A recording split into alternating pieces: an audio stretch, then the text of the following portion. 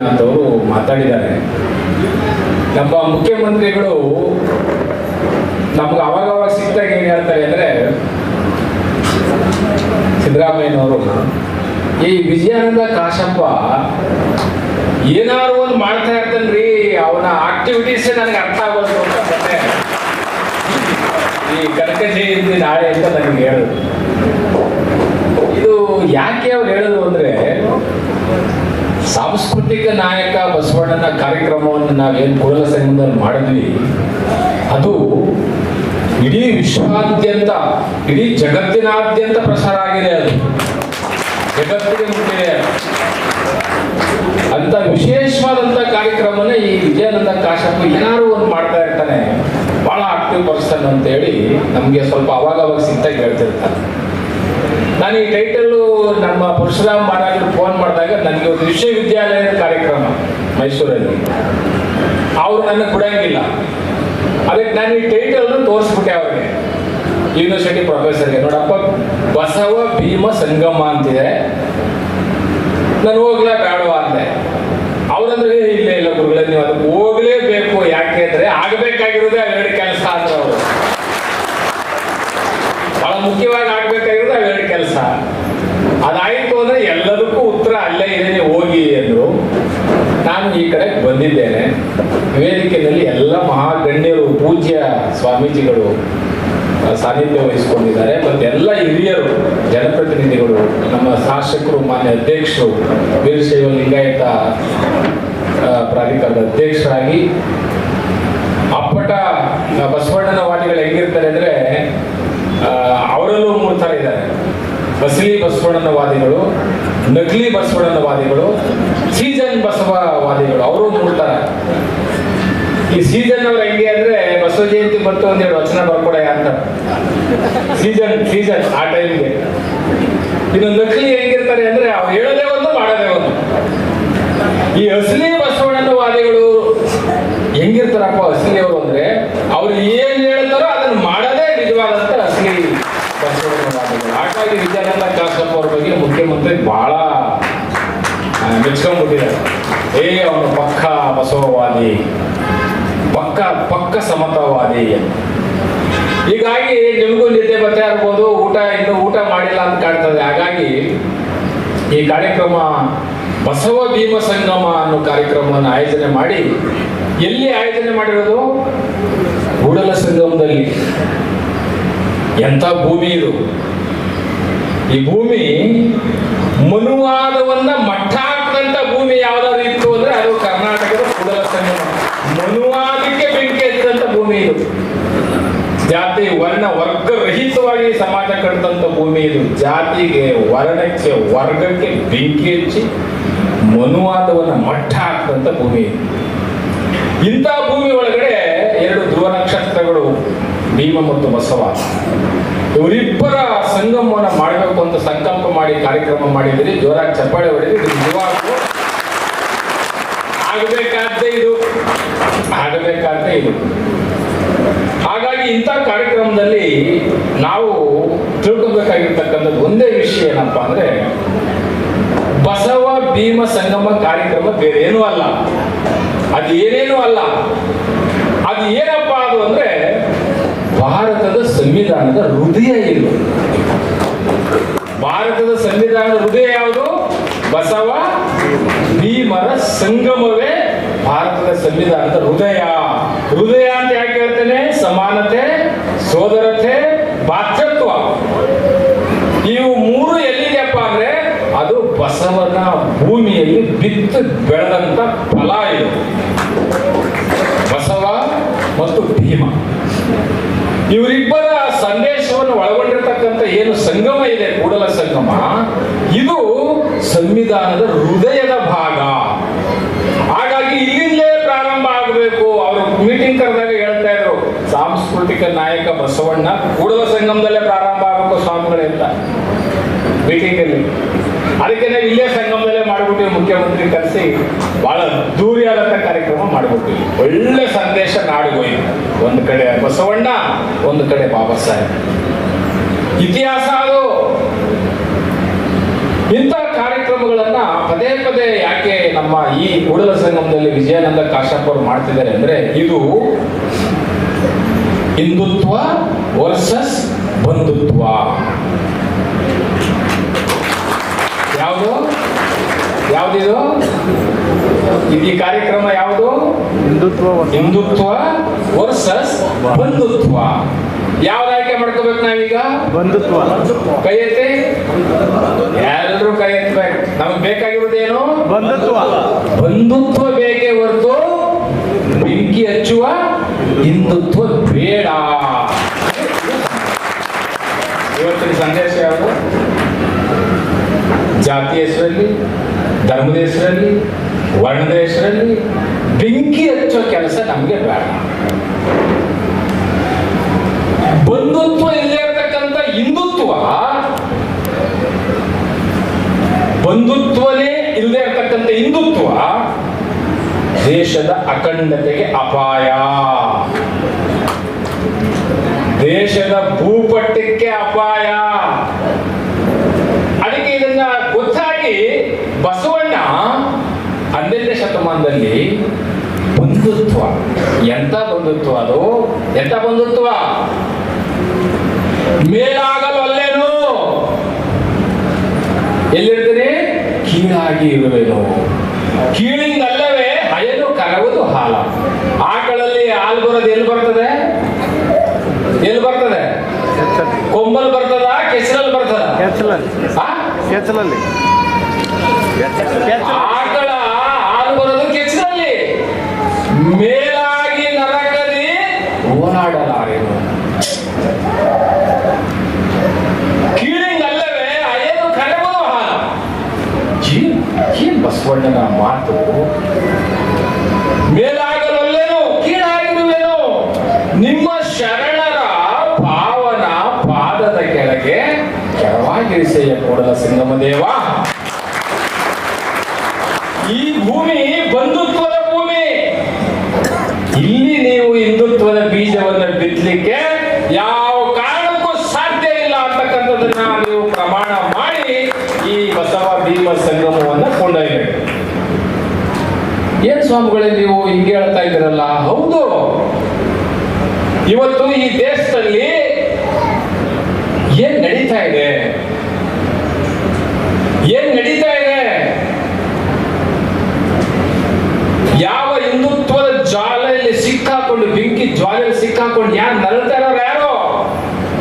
ಅವ್ರ ಮಕ್ಕಳೆಲ್ಲ ಆಫ್ರಿಕಾದಲ್ಲಿ, ಅಮೆರಿಕದಲ್ಲಿ, ನ್ಯೂಯಾರ್ಕ್, ನೆದರ್ಲ್ಯಾಂಡ್ ಅಲ್ಲಿ, ನ್ಯೂಯಾರ್ಕ್ ಅಲ್ಲಿ ಓದ್ತಿದ್ದಾರೆ.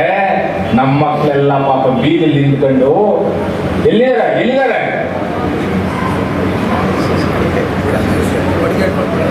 ಬಡಿಗೆ ಇಟ್ಕೊಂಡು ಬೀದಿ ನಿಂತಿದ್ದಾರೆ. ಇದನ್ನ ಮೊಟ್ಟ ಮೊದಲ ಬಾರಿಗೆ ಅವತ್ತಿನ ಕಾಲಕ್ಕೆ ಬಸವಣ್ಣನವರು ಯಾಕೆ ಎಮ್ಮವರು ಬೆಸಗೊಂಡರೆ ಸುಬಲಜ್ಞೆ ಅಂತ ಯಾಕಂದ್ರು? ನಿಮಗೂ ನಮಗೂ ನಿಮ್ಮ ಅಪ್ಪ ಯಾರು ಅಂತ ಕೇಳಿದ್ರೆ ನಿಮ್ಮ ಅಪ್ಪನ ಹೆಸರು ಹೇಳ್ಬಿಡ್ತೀರ, ನಮ್ಮ ಅಪ್ಪನ ಹೆಸರು ಹೇಳ್ಬಿಡ್ತೀನಿ. ಬಸವಣ್ಣ ನಿಮ್ಮ ಅಪ್ಪ ಯಾರು ಅಂತ ಕೇಳಿದ್ರೆ ಹೇಳೋದೇನೋ, ಅಪ್ಪನು ನಮ್ಮ ಮಾಲಾರ ಚೆನ್ನಯ್ಯ, ಬಪ್ಪನು ನಮ್ಮ ವ್ಯವಹಾರ. ಇದು ಬಂಧುತ್ವದ ಭೂಮಿ ಕೂಡಲ ಸಂಗಮ, ಹಿಂದುತ್ವದ ಭೂಮಿ ಅಲ್ಲ. ಆದ್ರೆ ಹಿಂದುತ್ವದ ಬೀಜವನ್ನ ಬಿತ್ತಿ ಇವತ್ತು ಹಿಂದುತ್ವ ಅಂದ್ರೆ ಓಟಿನ ರಾಜಕಾರಣದ ಬ್ಯಾಂಕ್ ಅಷ್ಟೇ. ಅದು ಮತ ಬ್ಯಾಂಕ್ ಹಿಂದುತ್ವ, ಇನ್ನೇನಿಲ್ಲ. ಮತಕ್ಕೋಸ್ಕರ ಬೇಕು ಅಗಸರು, ಗಾಣಿಗರು, ಉಪ್ಪಾರರು, ನೇಕಾರರು, ದೇವಾಂಗರು, ಮಾದಿಗರು, ವಲಯರು, ಮತ ಬ್ಯಾಂಕ್ ಅಷ್ಟೇ, ಇನ್ನೇನು ಇಲ್ಲ ಹಿಂದುತ್ವದಲ್ಲಿ. ಆದ್ರೆ ಬಂಧುತ್ವದಲ್ಲಿ ಏನಿದೆ ಅಂದ್ರೆ ವಲಯಲ್ಲದೆ ತಲೆಯಲ್ಲಿ ಹುಟ್ಟುವನೇ ಮನುಜ. ವಲಯ ಎಂಬುವರಲ್ಲೋ ವಲಯರು ಊರ ಒಳಗಿರುವರೆ ಬರದನ ಪರಸ್ಪರ ಒಪ್ಪುವನೇ ವಲಯ. ತಂದೆ ತಾಯಿಯನ್ನು ಸಲಹಲು ನಿರಾಕರಿಸುವನೇ ವಲಯ. ವಲಯರು ಊರ ಹೊರಗಿಲ್ಲ, ಬರದನ ಪರಸ್ತ್ರೀಯ ಒಪ್ಪುವನೇ ವಲಯ. ಅಂತಪ್ಪ ವಲಯನನ್ನು ಬಿಟ್ಟು ಊರ ಹೊರಗಿರುವ ವಲಯ ಎಂದರೆ ಕರೆತಂದು ಎಡಗಾಲಿನ ಪಾದರಾಕ್ಷೇದ ಲೊಟಲಂಗ ಒಡೆಯಿಂದ ಅಂಬಿಗರ ಚೌಡಯ್ಯ ಅಂತೇಳಿ 12ನೇ ಶತಮಾನದಲ್ಲಿ ಯಾರಪ್ಪ ವಲಯರು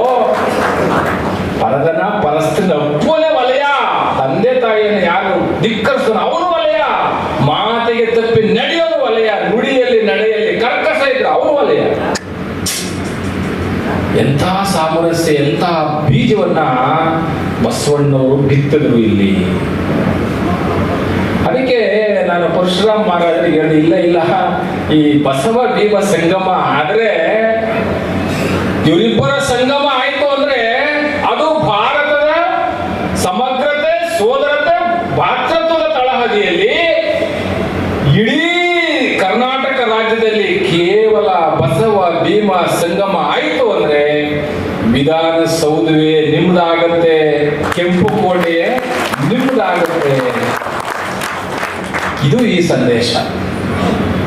ಅದಕ್ಕೆ ನಾವು ಅರ್ಥ ಮಾಡ್ಕೋಬೇಕಾಗಿರ್ತಕ್ಕಂಥದ್ದು, ಪ್ರಾಸ್ತಾವಿಕ ಮಾತುಗಳಾರು ಹೇಳ್ತಾ ಇದ್ರು, ಬುದ್ಧ ಈ ಭೂಮಿಗೆ ಬೀಜ ಆದ್ರೆ ಬಸವಣ್ಣ ದೊಡ್ಡ ಹೆಮ್ಮರ ಮರ.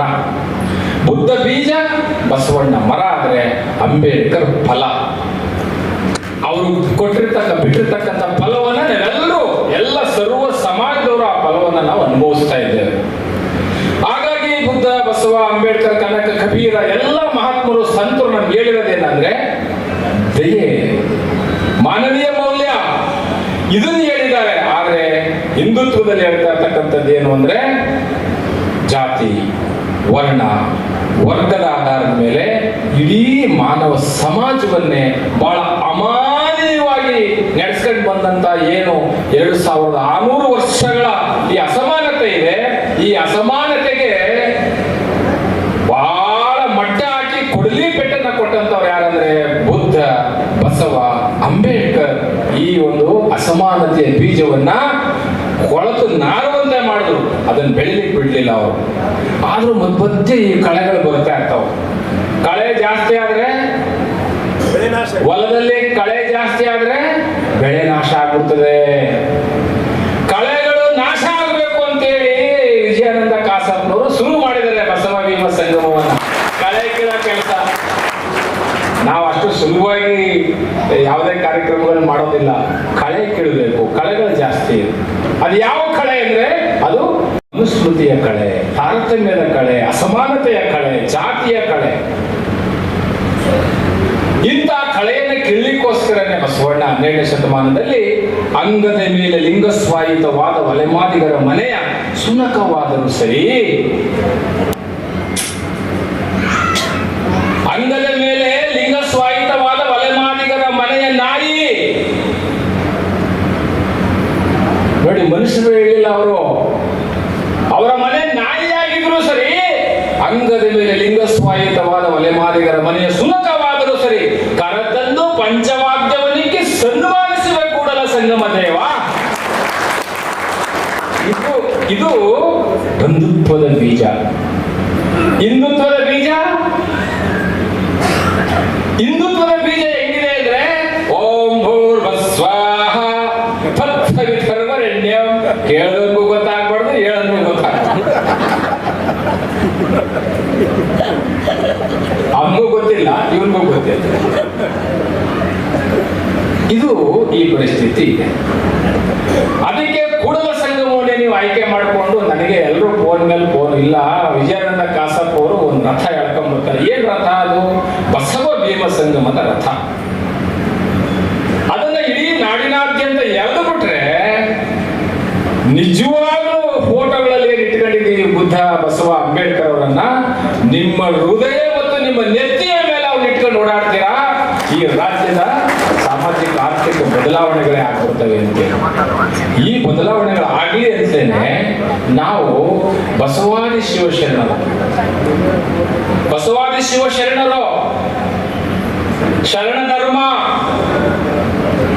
ಅಯ್ಯ ನೀ ಮೆಟ್ಟಿದ ದರೆ ಪಾವನ, ಅಯ್ಯ ನಿಮ್ಮ ಚಮ್ಮಾವಿಗೆ, ನಿಮ್ಮ ಶರಣರು ಮೆಟ್ಟಿದ ಚಮ್ಮಾವಿಗೆ ಎನ್ನ ಶಿರಸ್ಸಿಗೆ ಟೋಪಿಯಾಗಿರಲಿ. ನೀವು ಶರಣರು ಮೆಟ್ಟಿದರಲ್ಲ ಚಮ್ಮಾವಿಗೆ, ಅದು ನನ್ನ ಶಿರಸ್ಸಿಗೆ ಟೋಪಿಯಾಗಿರಲಿ ಅಂದ್ರು ಬಸವಣ್ಣವರು. ಶರಣರ ಮೆಟ್ಟಿದ ನಡೆ ಭಾವನ, ನುಡಿ ಭಾವನ. ಇಂತಹ ಬಸವ ಭೂಮಿಯಲ್ಲಿ ನಾವಿವತ್ತು ಸಂಗಮ ಆಗ್ಬೇಕಾದ್ರೆ, ನಾವೆಲ್ಲರೂ ಆಗ್ಬೇಕಾದ್ರೆ ನಾವು ಒಗ್ಗಟ್ಟಾಗಿರ್ಬೇಕು. ಅಂದ್ರೆ ಹೆಂಗಿರ್ಬೇಕು? ಹಿಂದುತ್ವವಾದಿಗಳು ಜಲ್ಲಿ ಬೇರೆ, ಕಂಕರ ಬೇರೆ, ರೇತಿ ಬೇರೆ, ಕಬ್ಬಣ ಬೇರೆ, ನೀರು ಬೇರೆ, ಸಿಮೆಂಟ್ ಬೇರೆ ಮಾಡ್ಬಿಟ್ಟಿದ್ದಾರೆ. ನೀ ಎಷ್ಟೇ ಲೋಡ್ ಕಂಕರ್ ಇದ್ರು, ಎಷ್ಟೇ ಲೋಡ್ ರೇತಿ ಇದ್ರು, ಎಷ್ಟೇ ಲೋಡ್ ಸಿಮೆಂಟ್ ಇದ್ರು ನೀರಿಲ್ಲ ಅಂದ್ರೆ ಕಾಂಕ್ರೀಟ್ ಆಗಲ್ಲ.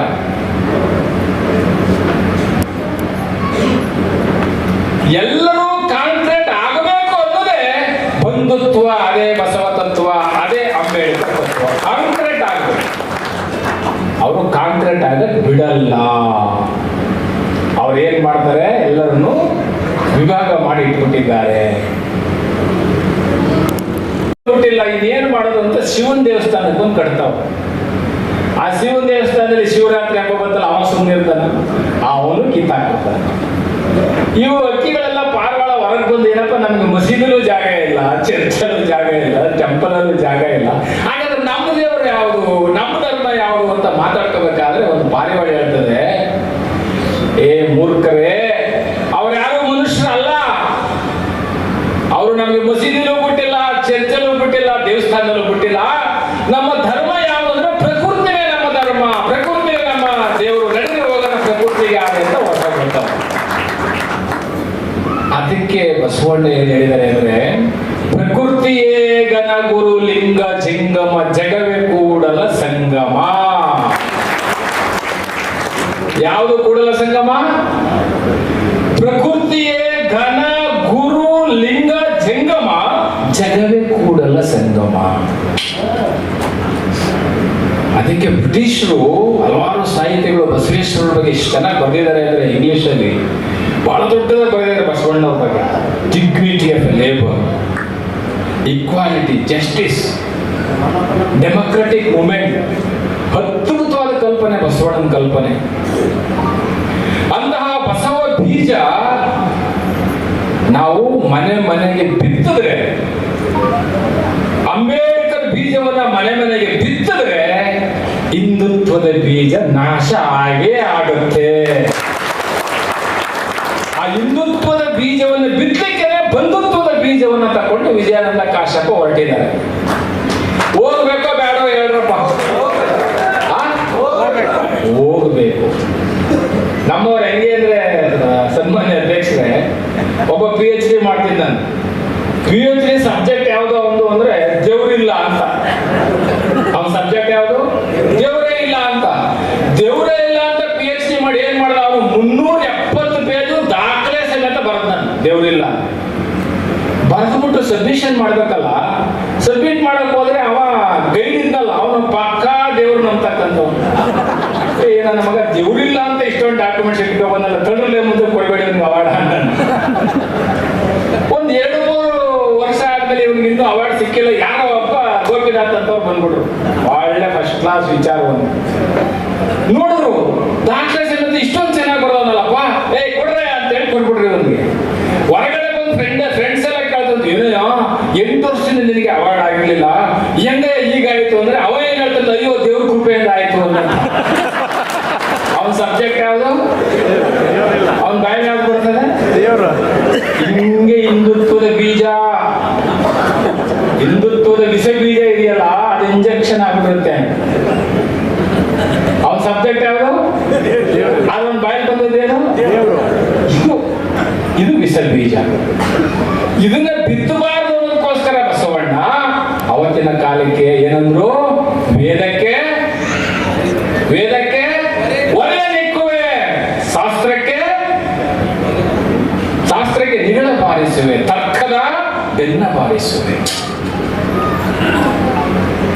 ಏನ್ರಿ ಮಾತದು? ಎಂತ ಮಾತದು?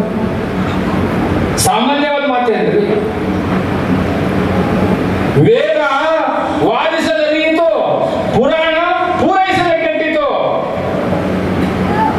ಬಸವಣ್ಣ ಹೇಳೋದು, ವೇದ ವಾದಿಸದರಿಯಿತು, ಪುರಾಣ ಪೂರೈಸದೆ ಕೆಟ್ಟಿತು. ಹಿರಿಯರು ತಮ್ಮನ್ನು ತಾವರಿಯಾಗೆ ಕೆಟ್ಟರು, ಇನ್ನು ನಿನ್ನಂತರಂಗ ನಾನೆತ್ತ ಬಲ್ಲೆ ಕೂಡಲ ಸಂಗಮ. ಏನ್ ಬಸವಣ್ಣವರ ವಚನಗಳು, ಏನ್ ಬಸವಣ್ಣನ ವಚನಗಳು. ಅದಕ್ಕೆ ಬಸವಣ್ಣ ವಿಶ್ವಗುರು ಆಗ್ಲಿಕ್ಕೆ ಯಾವುದೇ ಸಂಶಯ ಇಲ್ಲ. ವಿಶ್ವಗುರು ಆಗ್ಲಿಕ್ಕೆ ಬಿಡದೆ ಪಟ್ಟಂತವ್ರು ಯಾರಂದ್ರೆ ಈ ಹಿಂದುತ್ವವಾದಿಗಳು.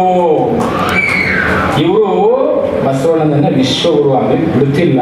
ಯಾಕೆಂದ್ರೆ ಬಸವಣ್ಣ ಅಂದ್ರೆ ಅವ್ರಿಗೆ ಒಂಥರ ಅಲರ್ಜಿ. ಏನಪ್ಪ ಬಸವಣ್ಣ ಅಂತ ಅವನು ಒಲೆ ಮಾದಿಗನ್ನೆಲ್ಲರನ್ನು ಒಂದು ಮಾಡಿಬಿಟ್ಟ, ಎಲ್ಲರನ್ನು ಒಂದು ಮಾಡಿಬಿಟ್ಟ. ಪ್ರಜಾಪ್ರಭುತ್ವ ವ್ಯವಸ್ಥೆಯನ್ನು ಜಾರಿಗೆ ತಂದು ಅನುಭವ ಮಂಟಪವನ್ನು ಕಟ್ಟಿ ಎಲ್ಲರನ್ನೂ ಒಂದ್ ಕಡೆ ಸೇರಿಸಿ ಈ ಇಡೀ ಸಮತಾ ಭೂಮಿಯನ್ನ ಕೂಡಲ ಸಂಗಮ ಮತ್ತು ಬಸವ ಕಲ್ಯಾಣದಲ್ಲಿ ಇಡೀ ವಿಶ್ವವೇ ಈ ಕಡೆ ನೋಡ್ತಕ್ಕಂತಹ ಪಾರ್ಲಿಮೆಂಟ್ ಅನ್ನು ಕಟ್ಟಿ ಇಡೀ ಜಗತ್ತಿಗೆ ಮಾದರಿಯಾಗಿರ್ತಕ್ಕಂತಹ ಸರ್ವರಿಗೂ ಸಮಬಾಳು ಸರ್ವರಿಗೂ ಸಮಪಾಲು ಸಂವಿಧಾನ ಏನ್ ಹೇಳ್ತಾ ಇದೆ ಬಾಬಾ ಸಾಹೇಬ್ ಸಂವಿಧಾನ, ಆ ಸಂವಿಧಾನವನ್ನ ಅವತ್ತಿನ ಕಾಲಘಟ್ಟದಲ್ಲೇನೆ ನೀವು ಒಂದು ಲೈನಿನ ವಿಧಾನಸೌಧಕ್ಕೆ ಬರೀರಿ. ನಾನು ಹೇಳಿದೆ ಸನ್ಮಾನ್ಯ ಮುಖ್ಯಮಂತ್ರಿಗಳಿಗೆ, ನೀವೇನು ಮಾಡಬೇಡಿ, ಆ ಸರ್ಕಾರಿ ಕೆಲಸ ಎಂತದೇನೋ ಬರ್ದವರಲ್ಲ, ಏನಂತ ಬರ್ದವ್ರೆ ತೆಗೆದು ಬಿಡಿ, ಒಂದು ಬಸವಣ್ಣ ಒಂದು ವಚನ ಒಂದು ಲೈನ್ ಸೇರಿಸ್ಬಿಡಿ. ಏನದು? ಅನ್ಯರಿಗೆ ಅಸಹ್ಯ ಪಡಬೇಡ, ಅಷ್ಟೇ. ಅನ್ಯರಿಗೆ ಅಸಹ್ಯ, ನೋ ಅಟ್ರಾಸಿಟಿ. ಮುಗಿತಲ್ರಿ. ಏನು ಅದ್ಭುತ ವಾಕ್ಯ ಬಸವಣ್ಣನ ವಾಕ್ಯ, ಎಂತ ಮಾತು ಬರೆದಿದ್ದಾರೆ. ಬಸವಣ್ಣನ ಸಾಂಸ್ಕೃತಿಕ ನಾಯಕ ಅಂತ ಯಾಕೆ ಕರೆದ್ರಪ್ಪ ಕರ್ನಾಟಕ ಸರ್ಕಾರ ಅಂದ್ರೆ, ಬಸವಣ್ಣ ಸಾಂಸ್ಕೃತಿಕ ನಾಯಕ ಯಾಕೆ ಅಂದ್ರೆ, ಬಸವಣ್ಣ ಕೆಳಸ್ತರದ ಕೆಳವರ್ಗದವರಿಂದ ಹಿಡಿದು ಎಲ್ಲರನ್ನೂ ಒಪ್ಪಿಕೊಂಡಂತ ಮಹಾಪುರುಷ ಯಾರು ಅಂದ್ರೆ ಅದು ಬಸವೇಶ್ವರರು. ಅದಕ್ಕೆ ಅವರು ಸಾಂಸ್ಕೃತಿಕ ನಾಯಕರು. ಎಲ್ಲಾ ಕ್ಷೇತ್ರದಲ್ಲೂ ಬಸವಣ್ಣನವರು ಸಮಾನತೆ ಸೋದರತೆಯನ್ನು ಕೊಟ್ಟಂತವ್ರು. ಅವ್ರು ಯಾವತ್ತೂ ನಾನು ಮೇಲು ಅಂತ ಹೇಳಲೇ ಇಲ್ಲ. ಅವ್ರು ಯಾವತ್ತೂ ತನ್ನ ಮನಸ್ಸಲ್ಲಿ ಹೇಳ್ತಾರ, ಅವರು ಕೂಡಲ ಸಂಗನ ಶರಣರ ಕಂಡು ಲಿಂಗವೇದ್ಯ ನಂಬು ಮನವೇ, ಲಿಂಗವೇದ್ಯ ಮಾಡಾರನೆಂಬನೆ ಚೆನ್ನಯ್ಯನ, ಡೋಹಾರನೆಂಬನೆ ಕಕ್ಕಯ್ಯನ, ಕುಂಬಾರನೆಂಬನೆ ಗುಂಡಯ್ಯನ, ನಾನು ಆಡುವುದೆಂದರೆ ಕೂಡಲ ಸಂಗಮನಗುವ. ಏನ್ರಿ ಮಾತದು? ಅದಕ್ಕೆ ಬಸವಣ್ಣನ ಭೂಮಿ ಕರ್ಮಭೂಮಿಯಿಂದ ಬಸವ ಭೀಮ ಸಂಗಮ ಹೊರಟ್ರೆ ರಾಜ್ಯದ ದಿಕ್ಕೆ ಬದಲಾಗುತ್ತೆ ಅನ್ನೋದ್ರಲ್ಲಿ ಸಂಶಯನೇ ಇಲ್ಲ. ಅಂತ ದಿಕ್ಕನ್ನು ಬದಲು ಮಾಡ್ತಕ್ಕಂಥ ಕೆಲಸ ವಿಜಯಾನಂದ ಕಾಸಪ್ಪ ಅವರು ಧೈರ್ಯವಾಗಿ ಮಾಡ್ತಾರೆ. ಯಾಕೆಂದ್ರೆ ಅವ್ರು ಯಾರಿಗೂ ಏನು ಎಂತಂದ್ರೆ ಹೇಳ್ತಾರಲ್ಲ, ಯಾವುದೇ ಮುಲಾಜಿಲ್ವಲ್ಲ, ಸತ್ಯ ಹೇಳಲಿಕ್ಕೆ ಏನಿದೆ. ಜ್ಞಾನ ಪ್ರಕಾಶ್ ಸ್ವಾಮಿ ಮಾತಾಡ್ತಾರೆ, ಬಿಡ್ರಿ ಮಾತಾಡ್ತೇವೆ ಯಾಕೆ ಸತ್ಯ ಹೇಳ್ತೇವ್ರಿ, ನಾವು ಭಯ ಅಂತದ್ದು.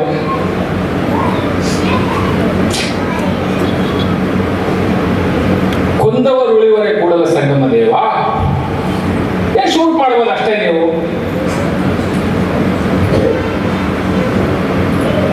ಅದು ಇತಿಹಾಸದ ದಾಖಲೆ ಆಗಿದೆಯಲ್ಲ, ಬುದ್ಧನ ನೋಡ್ಸಿದ್ರಿ, ಬಸವಣ್ಣನ ಮುಗಿಸಿದ್ರಿ, ಅಂಬೇಡ್ಕರ್ಗೆ ವಿಷ ಹಾಕ್ಸಿದ್ರಿ, ಅಂಬೇಡ್ಕರ್ಗೆ 13 ಸರಿ, ಎಷ್ಟು ಸರಿ? 13 ಸರಿ ಪ್ರಯತ್ನ ಪಟ್ಟಿದ್ದು ಕೊಲೆ ಮಾಡಲಿಕ್ಕೆ. ಶಿವಾಜಿ ಪಾರ್ಕ್ ಅಲ್ಲಿ ಮಚ್ಚಿ ಬೀಸಿದ ತಕ್ಷಣ ಅಂಬೇಡ್ಕರ್ ಕಂತೆ ಹೋಗ್ಬೇಕಾಗಿತ್ತು, ಡ್ರೈವರ್ ಕೈ ಕೊಟ್ಟ ಕೈಯ ಹೊಟ್ಟೆ. ಇವ್ರು ಸುಮ್ಮನಿರಲ್ಲ, ಇವರು ಯಾವ ಕಾರಣಕ್ಕೂ ಸುಮ್ಮನಿರಲ್ಲ. ಅದಕ್ಕೆ ಬಸವಣ್ಣನ ವಾದಿಗಳು ಹೆಂಗಿರ್ಬೇಕಪ್ಪ ಅಂತ ಅಂದ್ರೆ, ಬಸವಣ್ಣನವರು ಹೆಂಗಿರ್ಬೇಕು? ಅಂಜದಿರು ಒಳುಕದಿರು ಮನವೇ, ಮರಣವೇ ಮಹಾನವಮಿ, ಶಿರಬಿದ್ದೊಡೆ ಶಿವಾರ್ಪಣೆವೆಂಬೆ ಅಂತಕ್ಕಂಥದ್ದು. ಶಿರಬಿದ್ದೊಡೆ ಶಿವಾರ್ಪಣೆವೆಂಬೆ. ಇದಕ್ಕಾದ ಅಂಜುವರು, ಇದಕ್ಕಾದ ಅಳುಕು. ಯಾರು ಶರಣರು ಯಾವುದಕ್ಕೂ ಅಂಜಂಗಿಲ್ಲ ಅಂತಕ್ಕಂಥ ವಿಚಾರವನ್ನ ಈ ಒಂದು ವೇದಿಕೆಯಲ್ಲಿ ಬಹಳ ಸ್ಪಷ್ಟವಾಗಿ ನಮ್ಮ ವಿಜಯಾನಂದ ಕಾಶ್ಯಪ್ ಅವರ ಅಧ್ಯಕ್ಷತೆಯಲ್ಲಿ ಪರಶುರಾಮ್ ಮಹಾರಾಜರವರು ಈ ಕಾರ್ಯಕ್ರಮವನ್ನು ಹಮ್ಮಿಕೊಂಡಿದ್ದಾರೆ.